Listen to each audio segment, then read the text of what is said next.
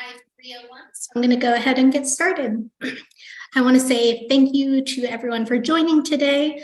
I'm going to be providing more information on the Service Day mini grant program of the Help America Vote College programs. Just another heads up that this webinar is being recorded for future viewing.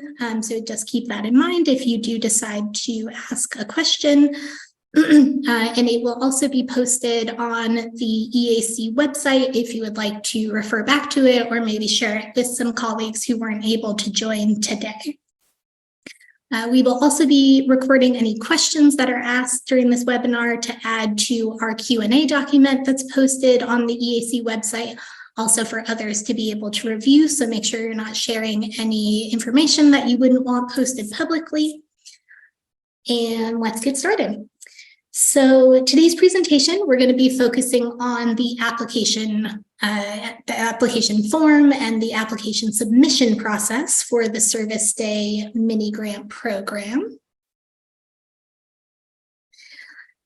So for our agenda, we will start with a brief overview of the funding opportunity. If you're looking for more detail, there was a webinar that provided an overview of both the poll worker program and the Service Day mini grant program that happened last week. There is a recorded version of that webinar available on the EAC website that we will have links to multiple times throughout this presentation. So if you're looking for a bit more detail than I provide here, you'll want to reference that past webinar. After the overview, we're going to cover the timeline for applying and also the timeline for submitting questions to the EAC. This is a discretionary funding opportunity, so we're not able to answer any questions related to programmatic content. We can only answer technical questions, maybe related to eligibility to apply, allowable activities, and assistance submitting applications. So please keep that in mind if you submit questions to us. After that, we'll jump into the requirements for the mini grant application and how to go about submitting your application. After that, we'll walk through the evaluation criteria that EAC staff will be using to assess and score applications that are submitted. And then we'll pause for questions about the content of this presentation and the Service Day mini grant program overall. And then lastly, if we have time, which I expect we will, I will pull up the Service Day mini grant application form itself and give you a kind of a brief tour walkthrough of that form. So let's jump right in. So we're going to quickly look at the mini grant program, provide an overview. Again, we have that recorded webinar if you're looking for more detail than is provided today. The purpose of the Service Day mini grant program is to increase the participation of college students as poll workers and in the election process in general. So there are 2 service days included in this program: the National Poll Worker Recruitment Day and Help America Vote Day. Each has a slightly different theme around service as either a poll worker and participation in general in elections. And for the mini grant program, you can apply for either day individually, or you can apply for activities on both days. That will be up to you. The Service Day mini grant program is the smaller of the 2 Help America Vote college programs, so it is smaller than the poll worker program. The award range is lower, as you can see, and the project period is also shorter. It's only 1 year long. And I do want to make a special note here that the anticipated award date is after the 2024 Help America Vote Day. So to help overcome this, we will be allowing pre-award costs for Help America Vote Day 2024 if the costs were incurred after the date this application opened in grants.gov, which is November 16th, up until the project period start date.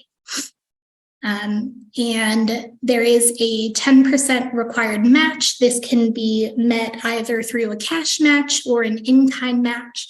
And the match has to be explained within your application, but it doesn't have to be committed or expended, let's say, until the end of the project period. So you do have some time to get that together.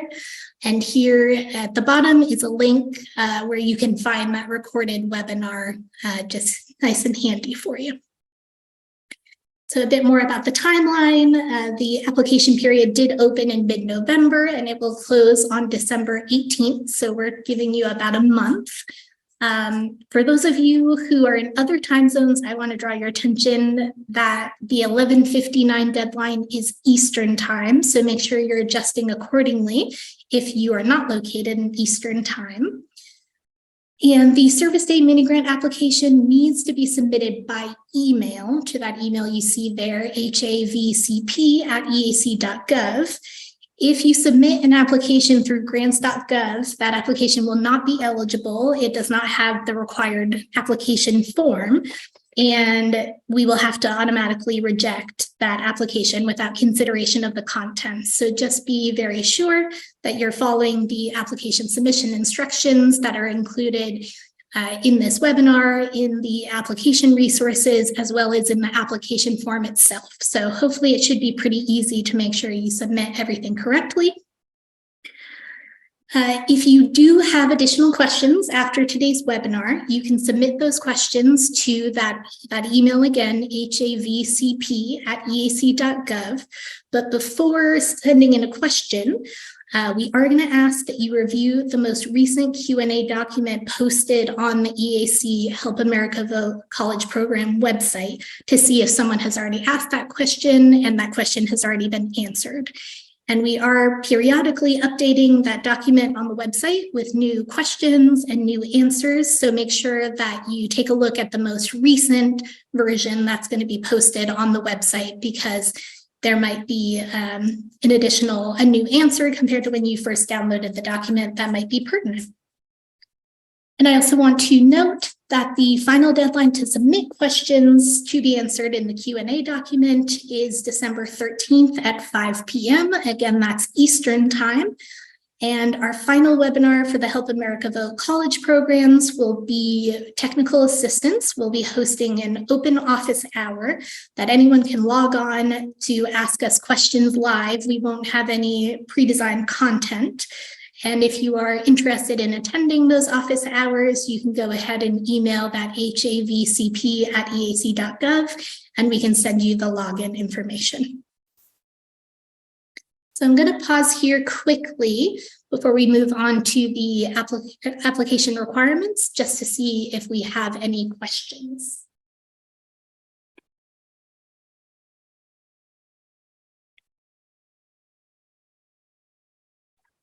We'll move on. So the application requirements for the Service Day mini grant program, we tried to streamline them as much as possible to reduce the burden on organizations to apply. Oh, I see a question. Oh, okay. I can go back if you need to. Sorry. Or this, obviously this presentation will also be recorded. Okay, perfect. Thanks so much. Okay. So we tried to streamline the application process for the mini grant program as much as possible to reduce the burden on you all to complete your applications. So the mini grant program application is just a single form that's going to include information about your organization, your project, and your budget. This form is available both as a fillable PDF and as a Word document. So feel free to use whichever version of the form is easiest for you and your organization. And again, at the end of this presentation, we're going to walk you through that application so you'll get a look at it. Be sure when you're submitting your application to also include any supporting documentation that might be required to back up the content in your application form. Most likely, this would be a negotiated indirect cost rate agreement if you are requesting indirect costs in your budget.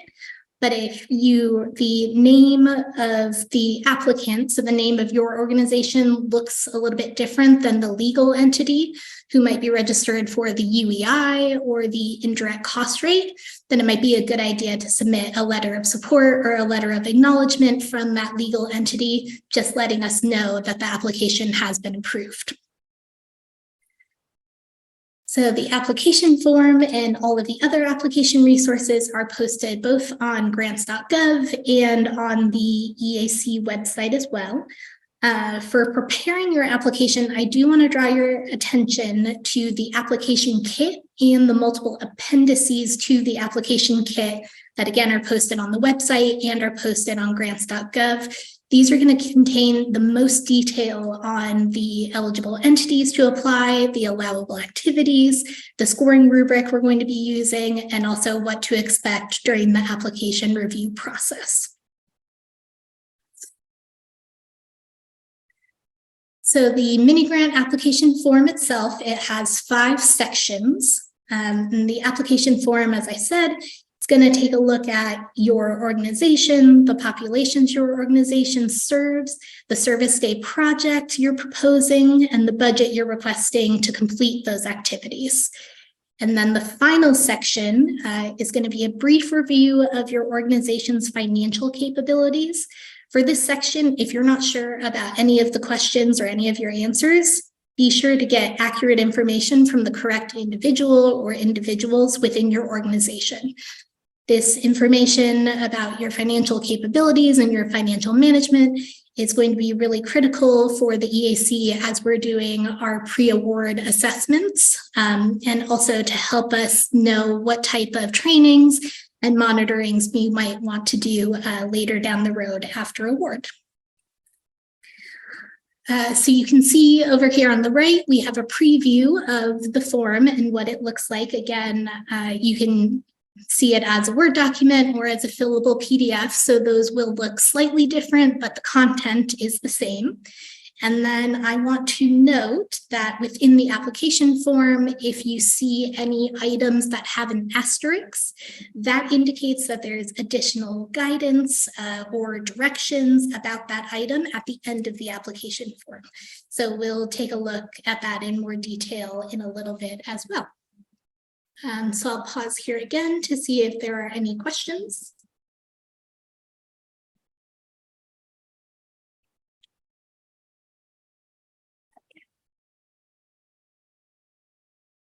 Moving on to the application submission process. As I said, the mini grant application form and any supporting documentation must be submitted as attachments by email to havcp@eac.gov.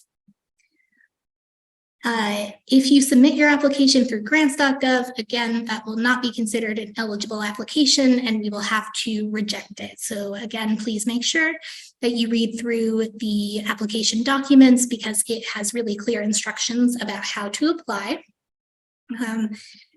So I also want to point out here for the application submission process, in addition to making sure you have a clear subject line, all of the correct documents are attached, that you want to make sure the application is submitted by an organizational representative who's authorized to request funding on behalf of the organization. So this might look like someone who has an application submitter role in grants.gov or in similar application submission portals. And basically here, we just want to make sure that the individual who is authorized to accept the funding on behalf of the organization is aware of and supportive of the application that's being submitted. So go ahead and use your best judgment about who the application submission email should come from, and feel free to CC any other individuals in your organization or in your partner organizations that it would be pertinent to include in that submission. Okay, and so you can see here in the bottom left corner, I have an example of maybe what this email would look like. So you can see the email is coming from an authorized individual within our organization. It's being submitted to havcp@eac.gov. We've included the correct subject line as well as the name of our organization. And then even better for us at EAC, if when you attach your application form and any supporting documents, that you use a really clear file name, and ideally it would have your organization name. And that will just help us make sure that we are looking at everything the same way that you're looking at everything and everyone's on the same page. But before you submit an application and send that submission email, you want to check the following: that you're submitting prior to the deadline. Again, that's December 18th at 11:59 Eastern Time. That your organization is an eligible applicant as outlined in the application materials. That your total funding, including both the match and any indirect costs that you might be requesting, is within the allowable range. So that's $3,000 to $10,000. And finally, that your organization's registration in SAM.gov is active now or will be active before the award date. So your SAM.gov registration, that's a federal website. It is free to use. If you receive any emails or get directed to any websites, asking for you to pay money for someone to do your SAM.gov registration, you are not at the right place. It is free, the entire process. You do have to update your registration annually. So even if it might be active at the time of application, you want to make sure that it is still active or has been renewed by the time of award. Federal agencies cannot issue awards to organizations without an active SAM.gov registration. So this step is critical to being able to receive an award. Now, for the mini grant program only, we are accepting applications that do not currently have an active SAM.gov registration at the time of application. However, you must have an active SAM.gov registration before we can issue an award to your organization. So if your organization does not have an active SAM.gov registration at the time EAC would like to provide you with an award, we may be required to rescind your award offer.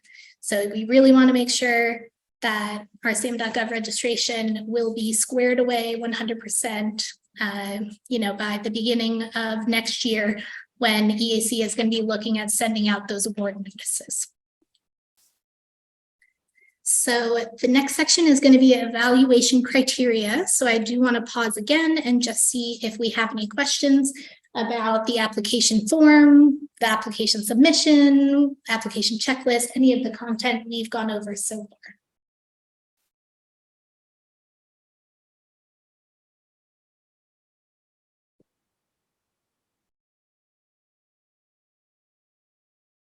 Okay.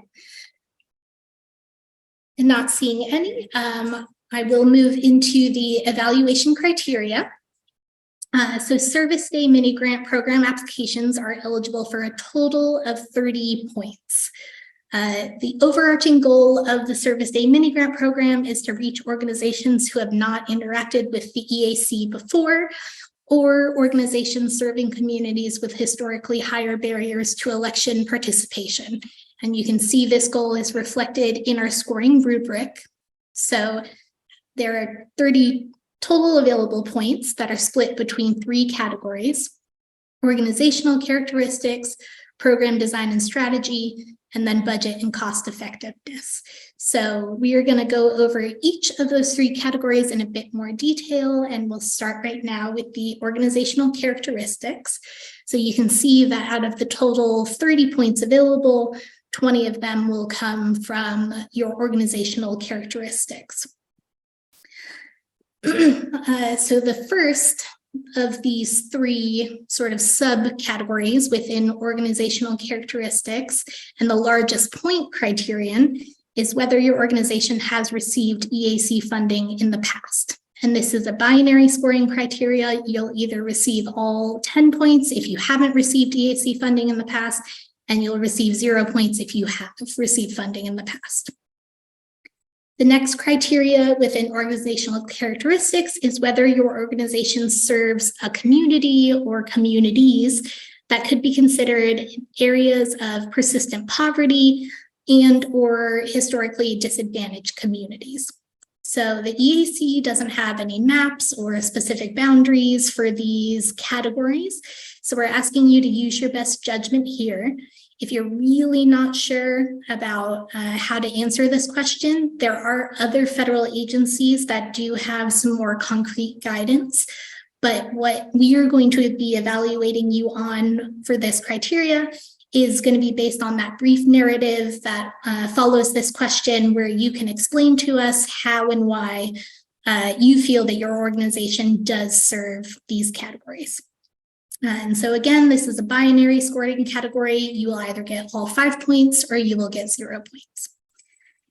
And the third and last sub-criterion under the organizational characteristics category is whether your organization serves a community or communities that could be considered a rural area. So similar to the previous criteria, EAC doesn't have any maps or boundaries that define this characteristic. So we'll be looking again to your narrative, and we're asking you to use your best judgment in answering here. And this is also a binary scoring category, so it's all or nothing. Any questions about the organizational characteristics scoring rubric?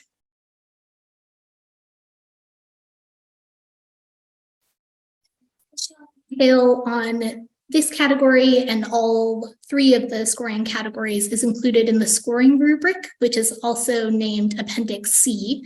And I have the link there for where you can grab it from the EAC website. And it's really going to have the most detail about exactly how we're going to be scoring your applications. So this is going to be a really good document to have handy when you're writing out that narrative to make sure you're hitting on all of the items that we're going to be scoring you on.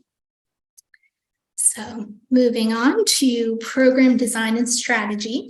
This category is worth 5 points possible.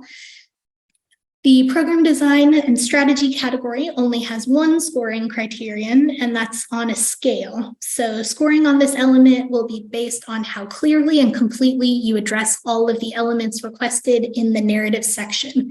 So again, to make sure you're providing all of these items, all of this information that we're asking for, that we're going to evaluate you on in your response, make sure that you closely review the application kit, the scoring rubric, that is Appendix C of the application kit, and also the directions and guidance provided in the Service Day mini grant application form itself.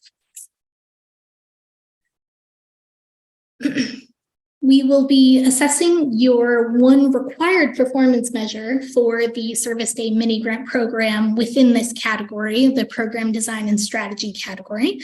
And that performance measure is the number of college students to be served by your proposed activities. So we covered this in a bit more detail in the webinar last week, so please watch that. It's available on the EAC website if you'd like a more detailed review of this performance measure. I will reiterate here that who qualifies as a college student served by your program will depend heavily on your proposed activities.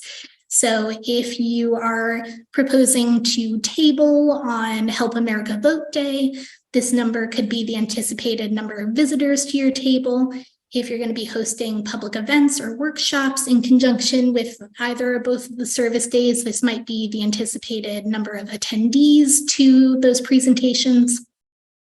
Or if you're going to be conducting a promotional campaign promoting either or both of those service days, this might look more like the level of engagement, the number of views, the number of listens, the number of clicks, perhaps, for that marketing campaign. So it's really going to depend on the activities that you're proposing, how you're going to measure this. Okay. Any questions about the program design and strategy category before we move on?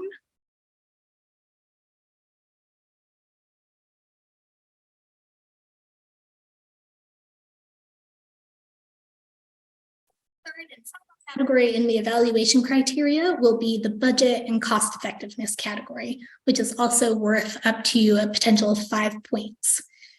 So similar to the program design strategy category, the budget and cost effectiveness category will be scored on a scale based on how clearly and completely you respond to the required budget components. So the budget information is included in the Service Day mini grant application form, and it's spread between two different items within that form. The first will be a budget summary table, and we'll look at this in more detail in a couple of minutes when I switch over to the application form. But this budget summary table is going to be asking you for the requested federal funds and the match funds for each of the service days. So if you're only requesting activities for one of the two service days, then you would only fill out the relevant row within that table. And I think that might make a little bit more sense, and I can go over that again once we have the table pulled up in front of us. But for the evaluation criteria, the second portion of the information, the budget information in the application form, is going to be your budget narrative. So this is where you're going to break out those total amounts that you included in the budget summary table between the federal budget categories. And if you've ever submitted a federal grant before, these categories should look pretty familiar to you. They're pretty standardized across federal agencies, so hopefully there aren't any surprises there for you. For each budget category in which you'll be requesting funding, you should provide a description of each item included in that category, how much it will cost, and how it relates to the proposed program. An example, under the personnel category, I might include a line item for a project director and explain that the project director will be tasked with organizing the service day events and overseeing activities on the service days themselves. And we are expecting the project director to spend 5% of her time on this project over the year-long project period. Her annual salary is $100,000, so therefore we're budgeting $5,000 for the project director line item. So you want to have what the item is, how it's related to the project, and how you reach the total that you're requesting, and then of course the amount you're requesting for that line item. For each budget category where you are not requesting funds, please either enter none, NA, or not applicable. This will help us know that you didn't miss this item when you were completing your application. You're just not requesting any funding in that category. And so we will look at the budget narrative in more detail as well once we hop over into the application form. And I just want to point out again, because it's very important, that more information on all three of these categories can be found in the detailed scoring rubric, which is also named Appendix C. And if you're on the EAC website or on grants.gov, make sure that you're looking in the Service Day Mini Grant Program documents and that you're not looking in the poll worker documents, because everything will look different. So ensure across all of these that you are looking at the mini grant opportunity and not the poll worker opportunity.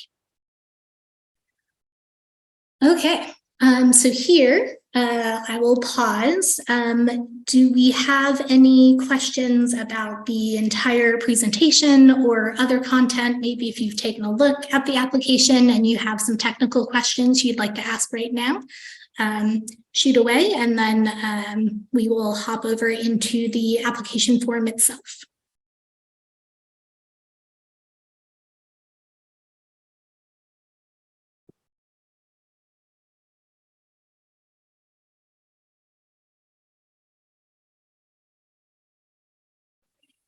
Questions into the chat, or if it would be easier, you can come off mute as well and ask them live. I know it can get a little complicated sometimes to type things out in the chat.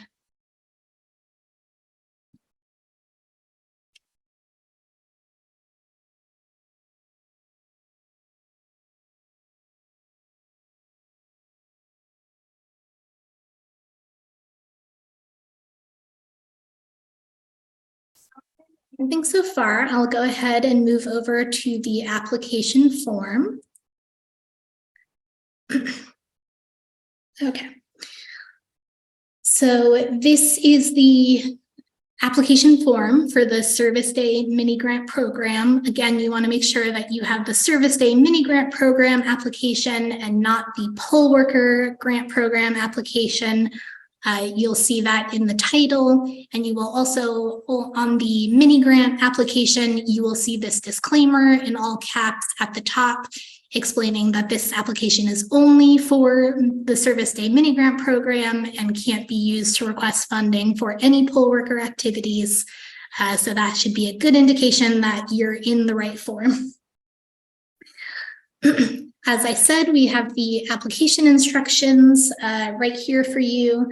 That includes the email where you should submit an application, the header that we're requesting you to use, as well as the submission deadline of December 18th at 11:59 Eastern Time.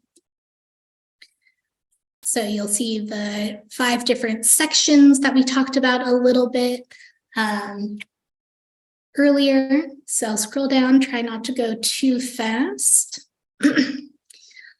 So the first section is really just going to be asking some basic information about your organization, specifically those organizational characteristics questions are going to be found here in section number 1. So you want to make sure, again, for the area of persistent poverty question, historically disadvantaged community question, and then for the rural area question, that if you are answering yes, that your organization does serve individuals and groups in one or both of those areas, that you want to provide a justification.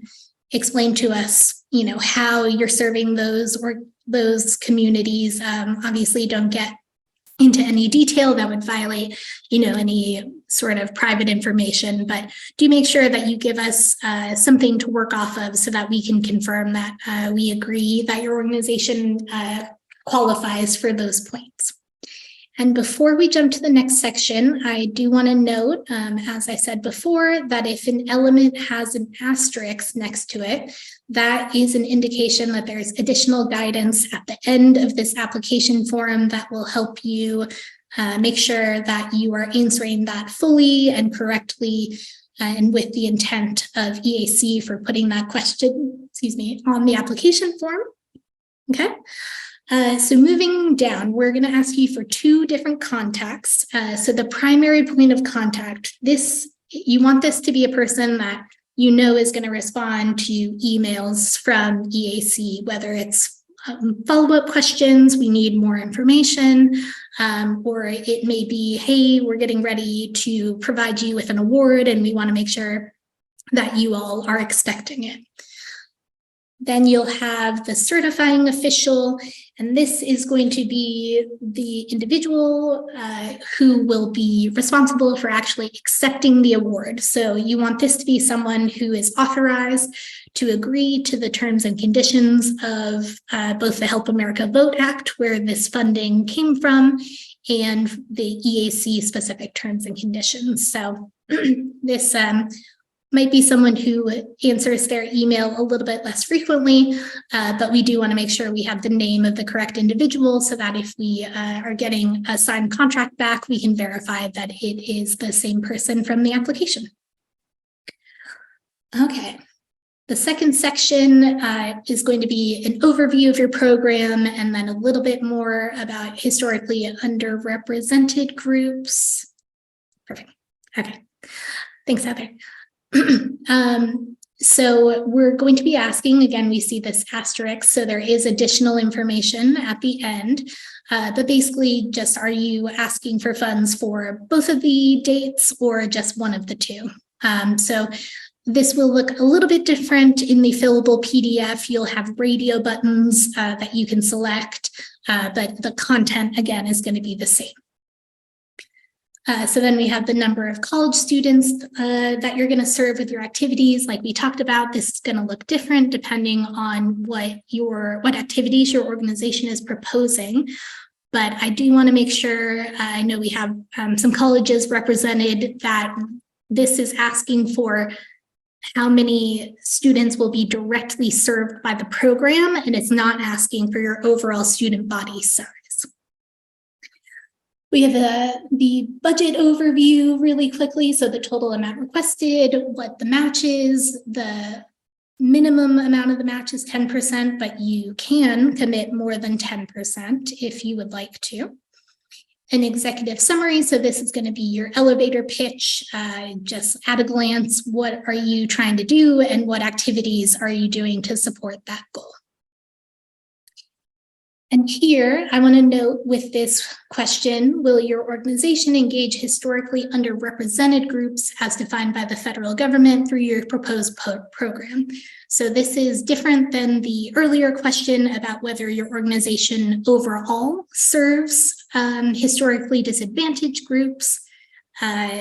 This is specifically whether your proposed program, so the service day activities that you're proposing, whether those will engage historically underrepresented groups. So I do see a question in the chat. I remember hearing in the overview presentation last week that an organization cannot apply for both the poll worker program and the service day mini grant program. Is that correct? Yes, Chris, that is correct. You can only apply to one program. So for the poll worker program, you can include service day activities within your poll worker program. So if your organization is interested in requesting funding for any poll worker recruitment activities other than those specifically aligned with, National Poll Worker Recruitment Day, then the poll worker grant program is going to be a better fit for you. And the service day mini grant program is only for organizations who are just looking to host activities on those 2 service days.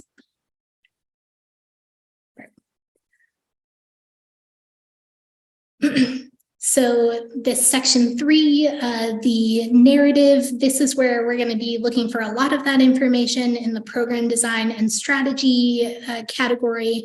So you want to make sure when you're completing this, maybe you have that scoring rubric handy, you have the application kit handy, you want to make sure that you're addressing everything that we ask you for to make sure you can maximize the number of points that you're scoring.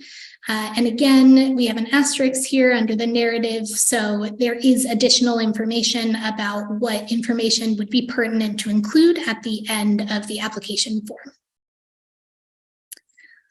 Okay, moving on to the budget. So we have our summary table. So as you can see, we have the 2 service days, the federal column for how much federal funding you're requesting for either of the 2 days, how much match you're committing for either of the 2 days, and then we ask you to total by the day and then total by the source. Sorry, we wanted everything to be in a single document, so we don't have an Excel form here, so you're going to have to do your own calculations and your own totaling. But hopefully it shouldn't be too bad since it's only a couple of lines. And I do want to point out here that the non-federal match, that 10% minimum, it doesn't have to be spread evenly between the 2 days if you are requesting funds for both days. So, if you might have an in-kind commitment for one day that fulfills the entire match requirement and you're not committing any match for the other day's activities, that's totally fine. And moving on to the budget narrative. So this is, again, where you're going to explain within those totals how you're going to be spending those funds. Let me hop back for just one second. So again, Help America Vote Day 2024, we are anticipating that that is going to happen prior to the award date. So if you would rather than incurring pre-award costs that might not be funded if you don't get an award, if you would rather request funds for Help America Vote Day 2025, that is fine. Make sure that you note it in your budget. I will warn you though, the date for Help America Vote Day 2025 has not been set. They do move around. So this year it will happen on January 30th, but that's not a guarantee. It will happen on January 30th of 2025.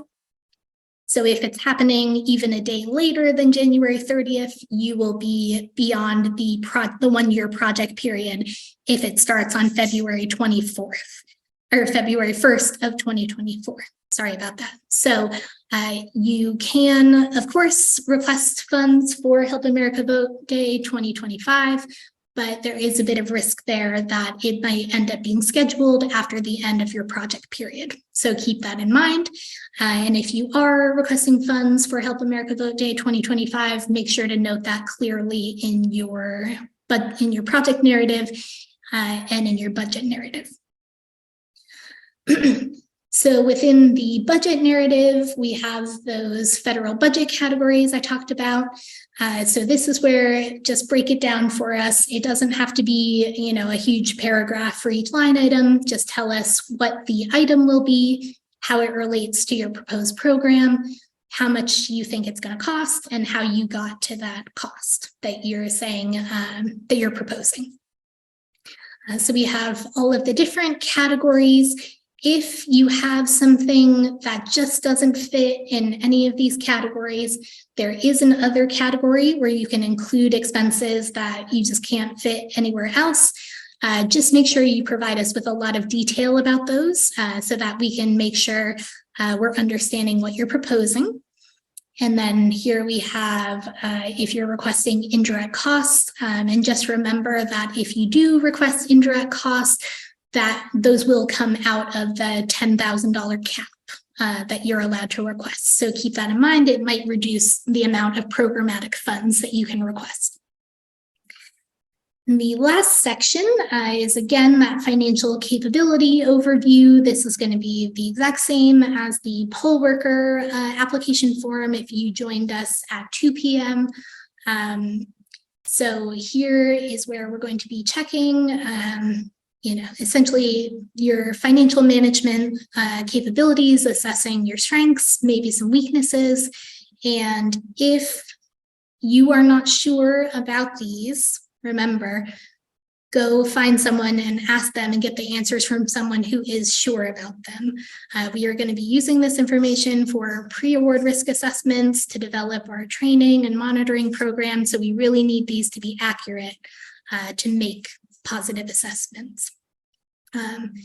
And here, the last question that we have, it gives you a chance, to talk your organization up and let us know what you've done in the past, what your staff has done in the past, managing other grants similar to this. And that, again, will help us with our assessment of your organizational capabilities. So, sorry to scroll a little bit quickly. This is the application form guidance section that I mentioned. It follows the same sections as the application form itself, with one additional section on the evaluation criteria. So you will have those handy at the end of the application form. And as you can see, if for each item, for each question that had an asterisk, you'll have a matching entry under that section that provides that additional detail. So before I jump out of the application form, are there any questions?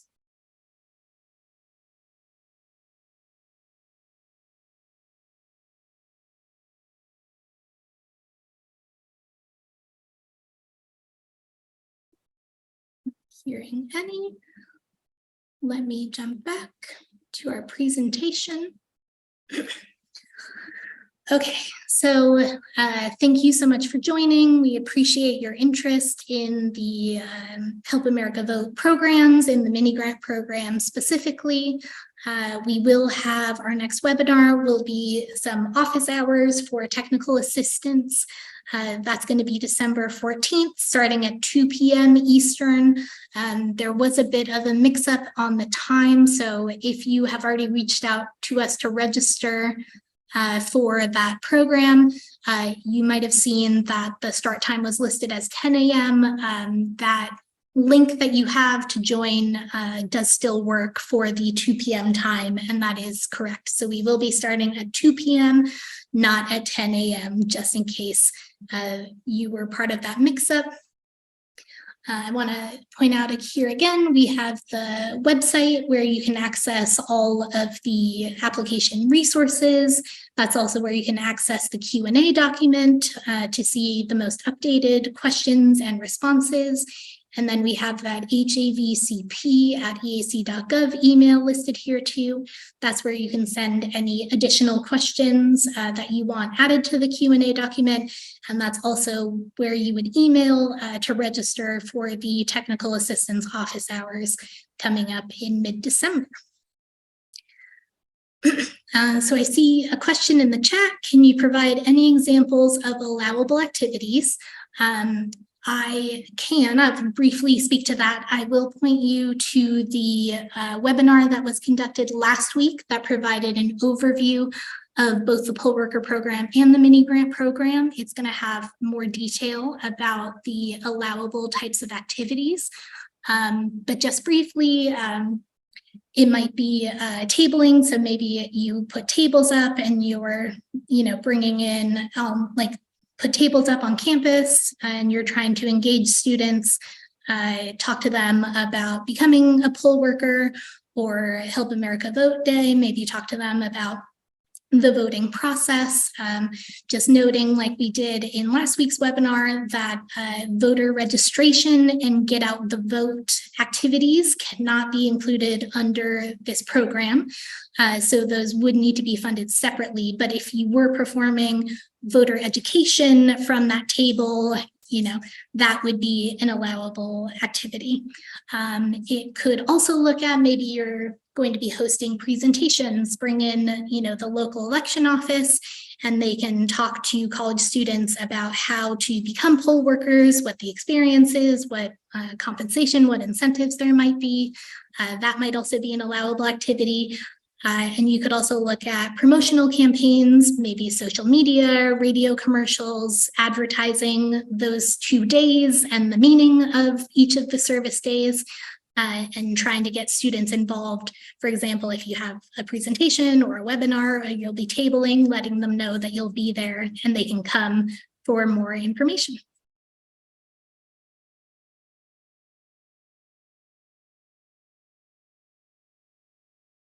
Any other questions that I can answer? And Tina is also here if you have additional questions about the poll worker program, if you joined us earlier today.